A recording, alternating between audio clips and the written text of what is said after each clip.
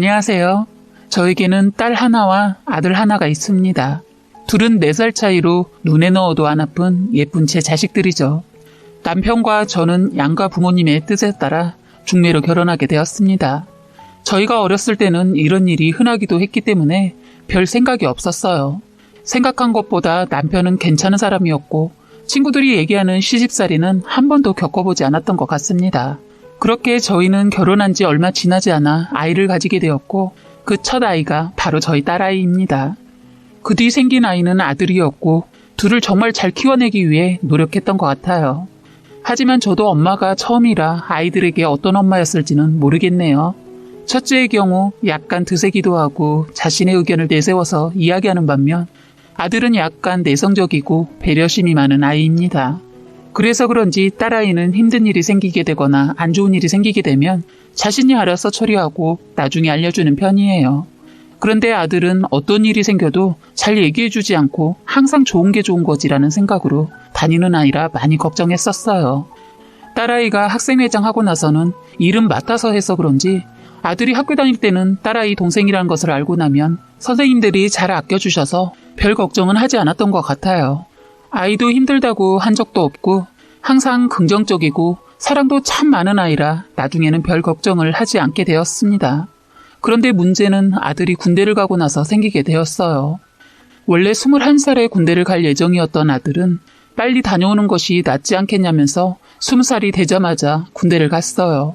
지금은 예전보다 군대에서의 폭행이나 부조리가 많이 줄어들었지만 저희 아들이 들어갈 때만 해도 그런 일이 비일비재했기 때문에 많이 걱정했어요. 그런 저를 오히려 걱정하지 말라고 하면서 잘 갔다 오겠다며 남자가 되어서 돌아오겠다고 장난치더군요. 군대에서 첫 휴가를 받고 나온 아들은 밝아 보였어요. 자기 동기들도 좋은 사람들이고 선임들도 그렇게 갈구지 않아서 괜찮다고 걱정하지 말라고 했어요. 그 말을 들은 저희 가족들은 다행이라며 남편은 내 아들 장하다며 칭찬하고 딸아이는 내 동생이 어디 가서 미움받을 애는 아니지 라고 하더군요. 그런데 군복무 2년간 아들이 점점 힘들어하는 게 보였어요. 밝았던 아이가 웃는 것도 억지로 웃는 것 같아 보이고 휴가 때마다 어디 가기도 힘들어하고 하루 종일 잠만 자려고 하더라고요. 원래 남편하고 아들이 단둘이 목욕탕 가는 것도 좋아해서 예전에 자주 가고 했는데 군대를 가고 난 이후부터는 이상하게 가지 않으려고 하더군요. 많이 피곤했던 거구나 싶어 그냥 편히 자도록 건드리지 않았어요. 가끔 휴가 때 친구를 만나고 오는 날이면 머리 끝까지 취해서 오길래 술이 고팠나 보다 했습니다. 그렇게 아들의 제대 날짜가 하루하루 다가오게 되었고 지나가지 않을 것 같았던 2년의 세월은 빠르게 흐르게 되었습니다. 아들은 휴학했던 대학을 바로 가는 것이 아니라 조금의 시간이 지나고 가고 싶다고 하길래 그럼 네 뜻대로 하라고 의견을 존중해 줬어요. 처음에는 공부도 열심히 하고 자기 개발을 하겠다고 하더니 매일 집에서 잠만 자고 밥도 잘 먹지 않으면서 애가 힘이 하나도 없어서 삐쩍 말라가더군요. 원래 그렇지 않던 애가 계속 실망스러운 행동을 하니까 솔직히 제가 조금 화가 났었지만 계속 참았어요. 그러다 어느 날 방 안에서 또 자고 있겠지라는 생각으로 방문을 노크 없이 확 열었는데 옷을 갈아입고 있는 아들의 모습이 보였습니다. 그런데 충격적인 것은 아들의 등이 온갖 흉터들로 뒤덮여 있더군요. 아들은 제가 들어온 것도 몰랐었는지 윗옷을 다 입고 저를 보고는 허둥지둥 하더라고요. 제가 소리를 지르면서 등에 있는 그 흉터는 뭐냐 하면서 소리를 지르니까 거실에 있던 남편도 놀라서 아들 방으로 달려왔어요. 아들은 당황하면서 아무것도 아니라고 그냥 훈련하다가 다쳤다고 하는데 남편이 얼마나 심각하길래 그러냐면서 아들의 옷을 확 잡아 뒤집어 보고는 아무 말도 하지 못했습니다. 남편은 솔직하게 얘기하라고 이게 말이 되냐며 어떻게 등이 걸레짝이 될 정도로 흉터가 나 있는 거냐며 화를 냈어요. 입을 꾹 닫고 있던 아들은 결국 사실을 얘기해 주었습니다. 군대에서 자대 배치 받기 전까지는 괴롭힘이 있지 않았다고 해요. 그런데 자대 배치를 받은 후 이등병 때부터 이유 없는 괴롭힘이 시작되었다고 하네요. 처음에는 서럽기도 했지만 남들도 다 힘들 테니까 시간이 좀 지나면 괜찮아지겠지라고 생각했대요. 그런데 첫 휴가를 갔다 오고 난 후부터 괴롭힘이 더 심해졌다고 해요. 말도 안 되는 걸 시킨 뒤 해내지 못하면 다양한 벌을 내리고 낄낄 웃어댔다고 하더라고요. 자기 마음에 들지 않거나 기분이 좋지 않으면 군홧발로 아들을 폭행하는 일도 비일비재했다고 합니다. 어느 날은 선임이 아들을 불러놓고는 그 앞에서 너 같은 건 사회에서 도움이 되지 않은 존재다. 넌 내 발톱 때만도 못한 존재다. 라고 하고는 맞냐고 물어보았다고 하더군요. 무조건 그렇습니다라는 식의 대답을 할 때까지 때리며 자존심을 마구 구겨버리는 것은 물론이고 수치심까지 들게 만들었다고 하더라고요. 그리고 일부러 잘 보이지 않는 등에 유독 구타를 많이 해서 흉터가 많이 남아있는 거라고 하더라고요. 군대는 독립적인 공간이며 선임에게 미움을 받는 자신을 생각해주는 사람이 하나도 없어 괴로웠다고 해요. 죽고 싶다는 생각이 수도 없이 들었고 실제로 시도를 해보려 하는데 그 앞으로 가족들의 모습이 생각나면서 버텨야 한다는 생각을 했다고 합니다. 휴가를 나올 때마다 남편이 목욕탕에 가자고만 하면 별 이유를 대며 거절한 이유도 이 상처를 볼까 두려워서였다고 하는 거예요. 가진 모욕과 정신적인 폭행, 심지어는 직접적인 폭행까지 제대까지 정말 지옥 같은 생활을 보냈다고 합니다. 제대만 하면 이 고통이 끝날 줄만 알았지만 곧바로 학교 생활을 하기에는 자신이 없어 휴학을 하게 된 것이라고 하더군요. 그래서 조금 쉬는 동안 자기관리도 하고 멘탈도 다 잡으려 했는데 자신에게 우울증 비슷한 증세가 온다는 것을 느끼게 되었다고 해요. 그래서 아들은 병원에 예약을 잡아두었고 병원에 가기 위해 옷을 갈아입고 있던 것이었는데 그때 제가 방으로 들어가게 된 것이죠. 그게 바로 하루 종일 자고 밥도 잘 먹지 않고 무기력했던 아들의 이유였습니다. 이 사실을 알고 잠깐이라도 아들에게 실망한 저에게 너무 화가 났어요.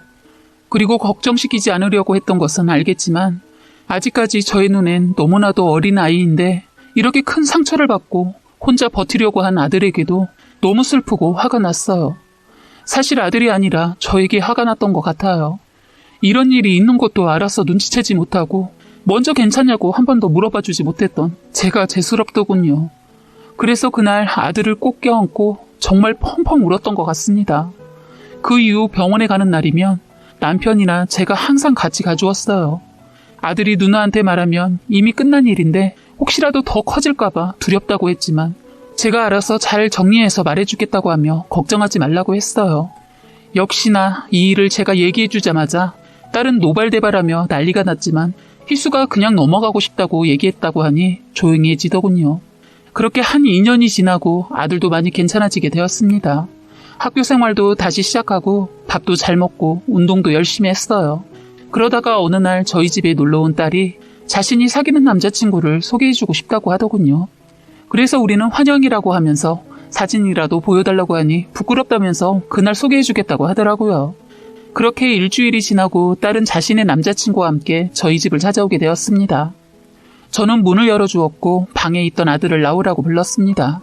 방에서 나온 아들은 딸의 남자친구를 보자마자 몸을 떨면서 방으로 다시 들어가더군요. 저는 왜 그러나 싶어 아들 방으로 들어가 보니 방 안에는 머리를 잡아뜯으며 괴로워하는 아들이 있었어요.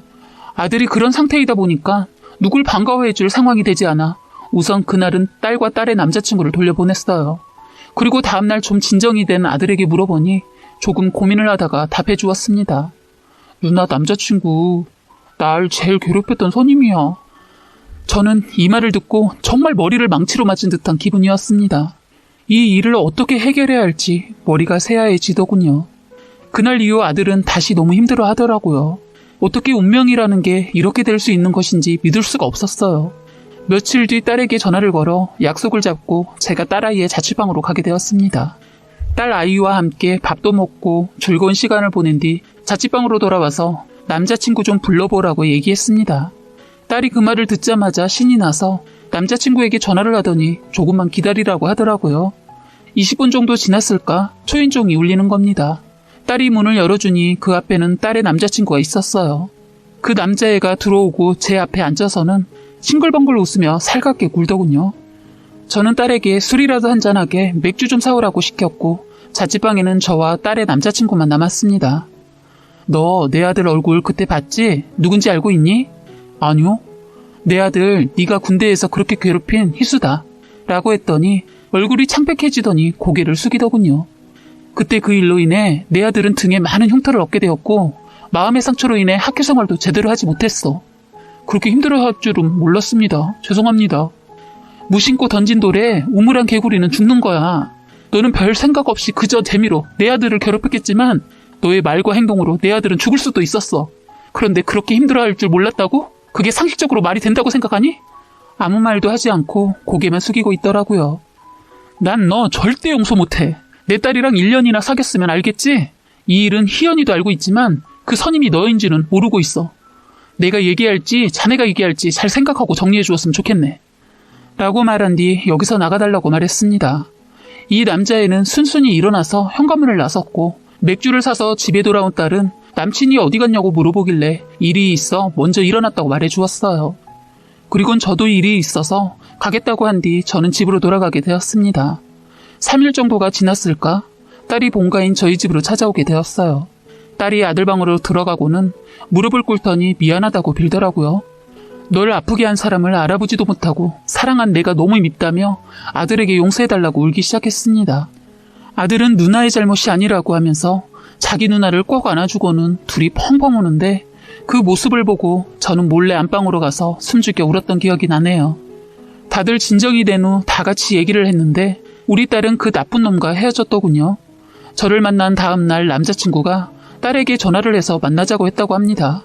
카페에서 만난 남자친구는 사실대로 모두 얘기하면서 정말 미안하다고 무릎 꿇으면서 너 없으면 죽을 수도 있다고 용서해달라고 빌었다고 해요. 딸은 화가 머리끝까지 나서 자기 앞에 있던 차가운 커피를 그놈 머리에 부어버리고는 절대 우리 가족 앞에 나타나지 말고 차라리 네가 죽어버렸으면 좋겠다며 악담을 퍼부었다고 하더라고요. 그리고 나가려고 하는데 붙잡길래 뺨을 한 대 날리곤 양심이 있다면 절대 다신 찾아올 생각도 하지 말고 혼자 뒤지던지 병신처럼 살아가던지 알아서 하라고 했다네요. 양심은 있었는지 그날 이후로 연락은 오지 않았고 지금 저희 가족은 그때 일을 극복하기 위해 많이 노력하고 있어요. 많이 괜찮아지긴 했지만 그 일을 지워버릴 수는 없는 것 같네요. 운명이라는 게 어찌 이렇게 장난을 치는 건지 참 웃겨요. 지금은 그래도 군대에서의 폭언과 폭행, 가학행위가 많이 줄어들어서 다행이라고 생각합니다. 혹시라도 아들을 가진 엄마들이 있다면 군대를 보냈을 때 조금 더 관심 있게 봐주어야 한다고 생각해요. 아무도 모르는 곳에 가서 적응하고 일을 하고 계급에 따라 복종한다는 것이 참 힘든 일이잖아요. 모든 군인들에게 좋은 환경이 만들어졌으면 좋겠다는 생각이 드네요. 사연은 여기까지였고요. 구독과 좋아요, 알림 설정 부탁드리겠습니다.